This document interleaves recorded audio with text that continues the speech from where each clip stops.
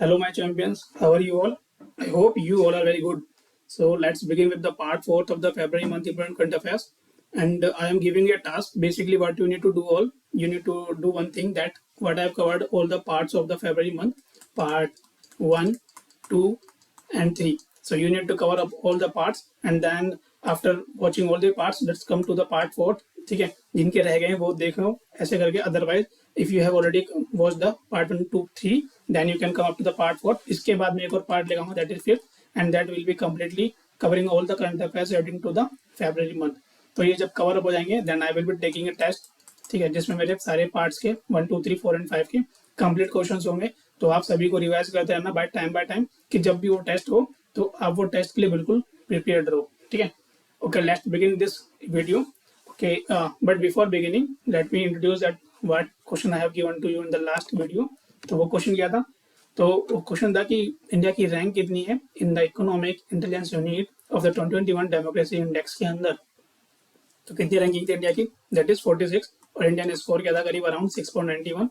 And in this ranking of the democracy index of the economic index unit, उसमें top किसने किया था? That is Norway. Norway ने top किया था. ठीक है, फर्स्ट कंट्री थी. सेकेंड कंट्री थी New Zealand. Third that is Finland. तो this are the top three. उसके बाद भी थे जैसे कि Sweden and Iceland are the fourth and fifth. ठीक है, तो बस यही आपको याद रखने हैं. The Norway is the Norway has top this list and India ranking कितनी है? 46. तो ये आंसर सबने दिया था. मुझे लक्ष्मी ने भी आंसर दिया और ज्योति ने भी. और मैंने एक एक्स्ट्रा क्वेश्चन पूछा था जिसमें पूछा था मैंने international day of women and girls in science. तो वो कब होता है? दैट इज ऑन 11 फरवरी. तो आप सबने बिल्कुल सही आंसर दिया इस पर. चलो अब मैं आगे चलता हूँ. फरवरी मंथ को important current affair of the part 4 को इनिशिएट करते हैं आगे. Okay, what is the first question? It is asking about कि वो कौन सी कंट्री है जो होस्ट करेगा इस time world sustainable development summit 2022. तो कौन होस्ट कर रहा है उसे? उसे फ्रांस कर रहा है या फिर इंडिया कर रहा है या यूके या फिर रशिया? सो करेक्ट आंसर है इसका इंडिया. इंडिया होस्ट कर रहा है and this will be going to the 21st edition. ठीक है, तो 21st एडिशन होने वाला है इस टाइम ये किसका? वर्ल्ड सस्टेनेबल डेवलपमेंट समिट 2022 का. ठीक है, तो ये आपको याद रखना है. और ये आपको पता ही हाइब्रिड फॉर्मेट में हो रही है. हाइब्रिड फॉर्मेट में मतलब ऑफलाइन एंड ऑनलाइन दोनों तरीके से, वर्चुअल तरीके से भी आप देख सकते हो. ठीक है, another one thing it is कब हुई थी ये हुई थी 18 से 20. तो आपको याद होगी है, अभी अभी हाल फिलहाल में हुई है. एंड आज का थीम याद कर लो. थीम बहुत इंपॉर्टेंट है. तो थीम में क्या लिखा है? Towards a resilient planet ensuring A sustainable and equitable future. तो आपको कैसे याद रखना है? बस एक रेजिलिएंट प्लैनेट के टुवर्ड्स जो हम जा रहे हैं उसको याद रखना है, बस इस शुरू की लाइन को. फिर बाद में आपको क्वेश्चन में कैसे भी वो पूछे आपको हमेशा याद रहनी चाहिए कि टुवर्ड्स अ रेजिलिएंट प्लैनेट. ठीक है, उसके बाद आपको पता ही ensuring sustainable and equitable future. ठीक है, आप अपने माइंड से मान लोगे. बट फर्स्ट लाइन अगर आपको याद होगी और ऑप्शन में अगर थीम लिखे हुए तो you can easily guess up कि which will be the theme. Okay, चलो नेक्स्ट पे चलते हैं क्वेश्चन पे. It is asking about Indian railway कि इंडियन रेलवे ने अभी कंट्री का और साथ में वर्ल्ड का सबसे बड़ा रेसलिंग अकेडमी बनाया ताकि रेसलिंग को सपोर्ट कर सके. और वो किस जगह पर बिल्ड होने वाली है वो अकेडमी, उसके बारे में पूछा था. एंड दैट विल दिल्ली के अंदर बिल्ड होगी है. दिल्ली के अंदर कहाँ? किशनगंज में. और किशनगंज के साथ साथ आपको ये भी याद रखना है कि जो मिनिस्ट्री इस टाइम होल्ड कर रहे हैं वो मिनिस्टर कौन है? दैट इज अश्विनी वैष्णव. इनका स्पेलिंग का नाम याद नहीं है इतना, बट या बेसिकली इट इज अश्विनी वैष्णव. ठीक है, तो आप याद कर लेना है. ठीक है, ओके. वैसे क्वेश्चन में ऑप्शन आ जाते हैं तो आप इजीली गैस अप कर सकते हो. Now another question it is asking about कि अभी किन को अपॉइंट किया गया as the India first national maritime security coordinator. किन को अपॉइंट किया गया? Then that is G Ashok Kumar. यहाँ पर सुनील लांबा, करमबीर सिंह, अजित कुमार और जितने भी ऑप्शन लिखे हैं उनको छोड़ देना एंड जी अशोक कुमार को चूज कर लेना एज द इंडिया के पहले नेशनल मैरीटाइम सिक्योरिटी कोऑर्डिनेटर बने. और आपको पता होगा ये हमारे फॉर्मर वाइस एडमिरल थे ऑफ द इंडियन नेवी. ठीक है, क्या थे? Farmer vice admiral of the Indian navy थे. और न्यू वाइस एडमिरल कौन है हमारे? वो है हमारे सतीश नामदेव गोरमडे. थोड़ा बड़ा बड़ा लिख देता हूँ मैं एक बार. ठीक है, सतीश नामदेव गोरमडे. ओके, तो याद रखना चाहिए न्यू वाइस एडमिरल जो बने वो हमारे सतीश नामदेव गोरमडे बने. एंड जो फॉर्मर थे वाइस एडमिरल हमारे जी अशोक कुमार, इन्होंने अभी रिसेंटली लीव किया. And by after leaving he has been appointed as the India's first national maritime security coordinator. Security coordinate कर रहे हैं उनको, बाकी कुछ चीज नहीं है. ठीक है, तो ये नाम याद होने चाहिए दोनों. ठीक है, अनदर क्वेश्चन आस्किंग अबाउट कि इंडिया ने एक एग्रीमेंट साइन किया with the United Nation World Food Programme के साथ ताकि वो डिस्ट्रीब्यूशन कर सके वीट का किस कंट्री को। सो यहाँ पे लिखा श्रीलंका, मालदीव, सीरिया एंड अफगानिस्तान। सबको बताया होगा कि अफगानिस्तान में काफी क्राइसिस चल रही है, उसकी वजह से ही इंडिया भी यहाँ पर एज ए ह्यूमैनिटेरियन असिस्टेंस के थ्रू ही यहाँ पर क्या United Nation World Food Programme के साथ मिलकर डिस्ट्रीब्यूशन कर रहा है वीट का, ठीक है। तो वो कंट्री कौन सी है? अफगानिस्तान। तो याद रहनी चाहिए अफगानिस्तान वो कंट्री जिसके साथ डिस्ट्रीब्यूशन कर रहा है वीट का, किसके साथ मिलकर? United Nation World Food Programme के साथ। Okay, another question is asking about fifth question, it is asking about कि बैडमिंटन एशिया टीम चैंपियनशिप 2022 ये कहाँ होने वाला है, ठीक है। Is it Japan, Indonesia, India या मलेशिया? नहीं, इस टाइम इंडिया नहीं है, इट इज मलेशिया, ठीक है। मलेशिया में इस बार होने वाले हैं badminton Asia team championship 2022। Okay, तो ये याद रहना चाहिए आपको। नेक्स्ट चलता हूँ सिक्स क्वेश्चन पे। Six question is asking about कि वो पहला इंस्टीट्यूशन कौन से बनने वाला है, पहला इंस्टीट्यूशन कहाँ सेटअप हो रहा है? नेशनल रिवर इंटरलिंकिंग पॉलिसी के अंदर, ठीक है। तो यहाँ जैसे लिखा हुआ Kaveri Godavari link project authority, या फिर Godavari Krishna link project authority, C लिखा है Ken Betwa link project authority, या फिर D Narmada Tapi link project authority. So it में जो करेक्ट आंसर है that is Ken Betwa link project authority है। ये पहला इंस्टीट्यूशन बन जाएगा जो सेटअप हुआ है किसके अंदर? नेशनल रिवर इंटरलिंकिंग पॉलिसी के अंदर, ठीक है, ताकि हम ये इम्प्लीमेंट कर सके पहला इनिशिएटिव, जिससे ये रिवर का जो इंटरलिंकिंग होता है उसको इजीली हम कर पाए, ठीक है। तो कौन सा इंस्टीट्यूशन बनाया वो? Ken Betwa link project authority. Okay, तो याद रहना चाहिए। Now another question is asking about Vedanta. तो वेदांता जो है कंपनी है जिसने बेसिकली दूसरी कंपनी के साथ मिलके टाई अप किया है ताकि वो मैन्युफैक्चर कर सके सेमीकंडक्टर इन इंडिया। तो वेदांता के बारे में आप कि ये एक इंडियन माइनिंग मेजर है, ठीक है, माइनिंग मेजर है। और साथ में ये किस कंपनी के साथ कर रही है? दैट इज एक ताइवानीज की इलेक्ट्रॉनिक्स मैन्युफैक्चरिंग कंपनी है, जो क्या नाम है उसका? उसका नाम है होनहाई टेक्नोलॉजी ग्रुप, ठीक है। अब आपको कि ये नाम क्या है तो कभी सुना ही नहीं है, ठीक है। तो basically it is nothing like, it is basically known as the Foxconn, ठीक है। फॉक्सकॉन से जानी जाती है ये कंपनी। तो होनहाई टेक्नोलॉजी ग्रुप जो है ये किसकी कंपनी है? ताइवानीज ग्रुप की कंपनी है, ताइवानीज कंट्री ओरिजिन की कंपनी है। तो ये कौन सी कंपनी है? फॉक्सकॉन। फॉक्सकॉन के बारे में आपको पता होगा ये एप्पल के मोबाइल भी मैन्युफैक्चर करती है, एप्पल और अदर कंपनीज के भी। बट यहाँ पे मेन पूछा कि सेमीकंडक्टर को मैन्युफैक्चर करने के लिए वेदांता ने किसके साथ टाई अप किया है? दैट इज फॉक्सकॉन, ठीक है। तो वहां पर फॉक्सकॉन ही बेसिकली क्वेश्चन में एग्जाम में यही आएगा, क्योंकि नाम ज्यादातर कंपनी से ही फेमस है। ओके, नेक्स्ट चलते हैं 8 क्वेश्चन पे कि सेंटर ने अलोकेट किया। सेंटर ने बेसिकली कौन सी मिनिस्ट्री ने गया? That is ministry of tribal affairs. जो मिनिस्ट्री ऑफ ट्राइबल अफेयर्स है उन्होंने 2.26 करोड़ रुपए दिए हैं फॉर मेदाराम जत्रा फेस्टिवल के लिए। और ये मेदाराम जत्रा फेस्टिवल कहाँ होता है? दैट इज इन तेलंगाना में। कहाँ होता है ये? तेलंगाना में ये फेस्टिवल होता है। और ये फेस्टिवल जो होता है बायनियल फेस्टिवल है, यहाँ लिखा हुआ है बायनियल फेस्टिवल, मतलब 2 साल में एक बार होता है फेस्टिवल ये, और ये होता है तेलंगाना स्टेट में होता है। और मिनिस्ट्री ऑफ ट्राइबल अफेयर्स को कौन होल्ड कर रहे हैं? कौन से minister? That is Arjun Munda, ठीक है। अर्जुन मुंडा जी होल्ड कर रहे हैं मिनिस्ट्री ऑफ ट्राइबल अफेयर्स को। याद रहना चाहिए सब चीजें, आज बता रहा हूँ तो कल तक याद हो जाना चाहिए। तो क्या बोल रहा है इसमें? इस क्वेश्चन में बोल रहा है 9th क्वेश्चन में कि विच नेशंस लैंड फोर्सेस कमांडर, वो कौन से देश के जो लैंड फोर्सेस कमांडर है उन्होंने विजिट किया इंडिया को पहली बार। तो वो कौन है? दैट इज सऊदी अरेबिया के। सऊदी अरेबिया के जो लैंड फोर्सेस के कमांडर है वो आए थे। तो इनका नाम लेफ्टिनेंट जनरल फहद बिन है। इनका नाम और भी बड़ा है बट हमें नाम याद नहीं रखना, बस बेसिकली जो क्वेश्चन में पूछा है, क्वेश्चन में पूछा है कि वो कौन से लैंड फोर्सेस के कमांडर है जो पहली बार इंडिया में आए। दैट इज सऊदी अरेबिया, ठीक है, सऊदी अरेबिया के वो। Okay, another question is asking about सैन्य रणक्षेत्रम। वो पहला हैकाथॉन ऑर्गेनाइज किया गया किस ऑर्गेनाइजेशन के द्वारा? ठीक है, किस ऑर्गेनाइजेशन के द्वारा? तो ऑप्शन में जैसे दिया हुआ है Indian army, DRDO, NITI Aayog या फिर नाबार्ड। जैसे मैंने नाबार्ड के बारे में आपको कल बताया था, इसकी फुल फॉर्म जो होती है national bank of agriculture rural and development, और ये एस्टेब्लिश कब हुआ था? 1982 में एस्टेब्लिश हुआ था, ठीक है। नीति आयोग कब एस्टेब्लिश हुआ था? 2015 में एस्टेब्लिश हुआ था, और ये हुआ था 1958, हाँ 1958 में एस्टेब्लिश हुआ था। और इंडियन आर्मी के बारे में आपको मैंने बताया अभी, सैन्य रणक्षेत्रम जो है पहला हैकाथॉन किसने ऑर्गेनाइज किया था? इंडियन आर्मी ने ऑर्गेनाइज किया था।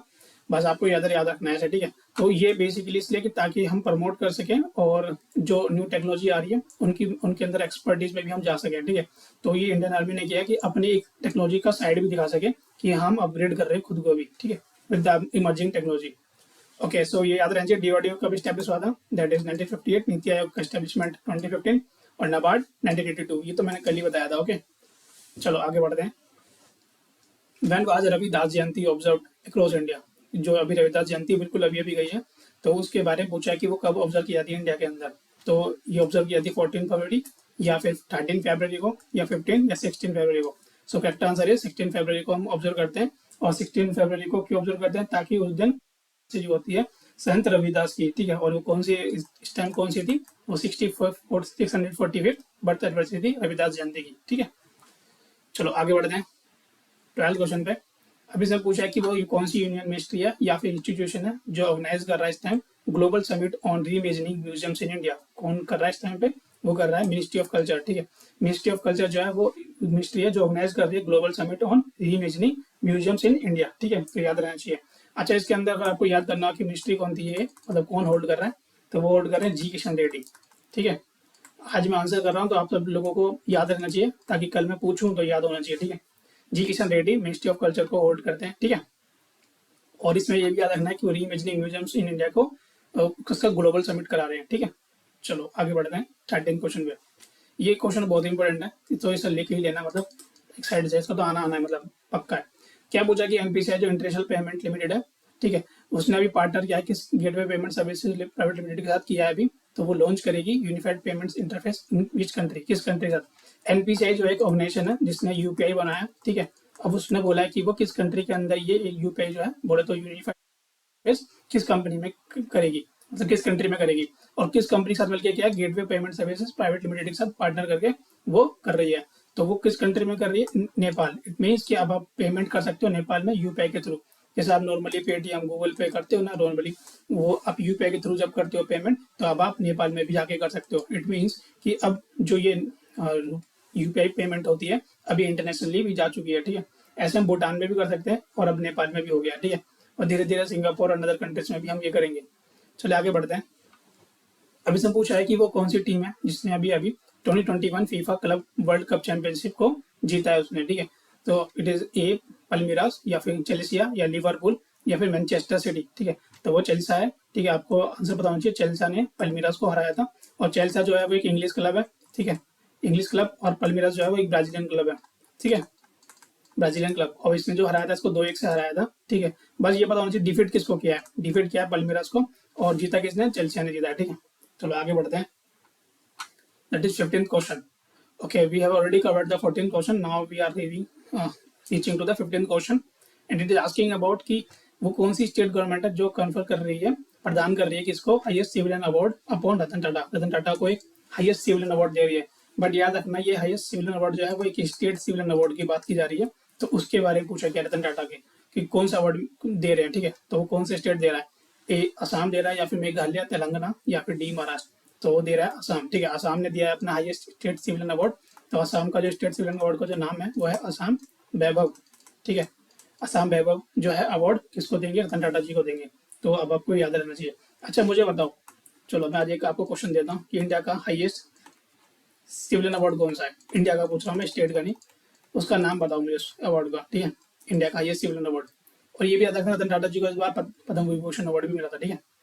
Okay, next question it is asking about कि कौन से इंडिया की कौन सी स्टेट में फर्स्ट वाटर टैक्सी सर्विस को इनॉग्रेट कर दिया गया बाय सर्बानंद सोनोवाल। अब आपको याद रखना एक क्वेश्चन यहीं से बन गया। सर्बानंद सोनोवाल कौन सी मिनिस्ट्री होल्ड करते हैं? That is union minister of ports, shipping and waterways की मिनिस्ट्री को होल्ड करते हैं।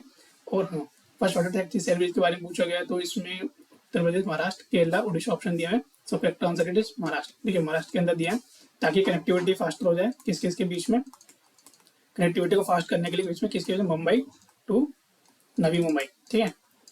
तो अगर आप मुंबई से रहते हो तो आपको ये चीज़ें पता होगी, बट कोई बात नहीं। अभी याद हो जानी चाहिए महाराष्ट्र के अंदर कनेक्टिविटी को फास्ट करने के लिए इंडिया में फर्स्ट वाटर टैक्सी को इनॉग्रेट कर दिया गया। कहाँ? महाराष्ट्र में। ओके, अब इसमें ना आपको थोड़ी बहुत चीज़ें याद रखनी पड़ेगी।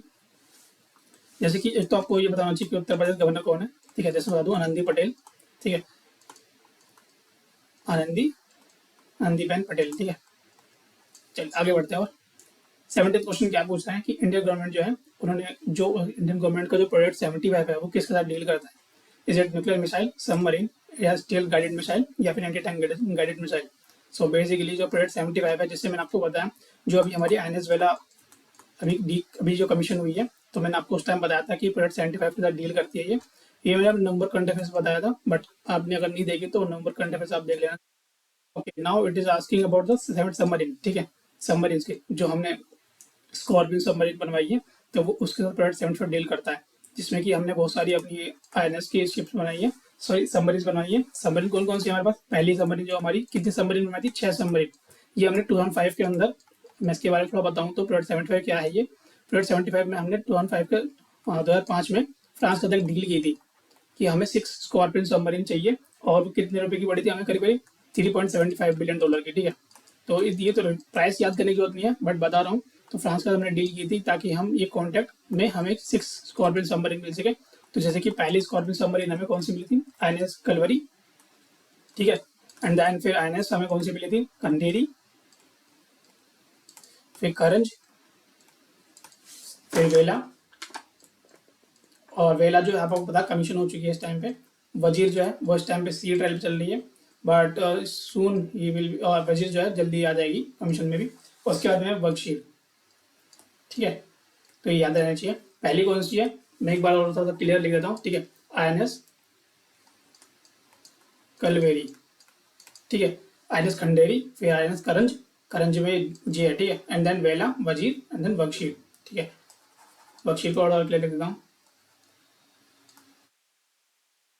ठीक है। चलो ये याद हो गया ना। तो ये याद रहना चाहिए सबमरीन जो प्रोडक्ट 75 का डील कर रहा है।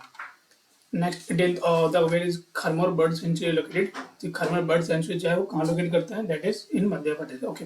तो बेसिकली जो मध्य प्रदेश है वहाँ पर हमारा क्या है? खरमोर बर्ड सेंचुरी लोकेट करती है। इसमें आपको ये भी याद रखना होगा कि जो मध्य प्रदेश का CM है वो कौन है। ऐसे आप थोड़ा बहुत याद कर लिया करो, जो कि है शिवराज सिंह चौहान, ठीक है। शिवराज सिंह चौहान। और आसाम में जो CM है वो कौन है? हिमंता बिस्वा शर्मा, ठीक है। हिमंता बिस्वा शर्मा, बाकी आपको पता ही है। और यहाँ पर योगी आदित्यनाथ आपको पता ही है, ठीक है। वेस्ट बंगाल में ममता बनर्जी, ठीक है। तो ये एक ही होगी, ठीक है। और हाँ, इसमें आसाम के जो गवर्नर है आपको याद होना चाहिए। आसाम के गवर्नर कौन है? प्रोफेसर जगदीश मुखी, ठीक है।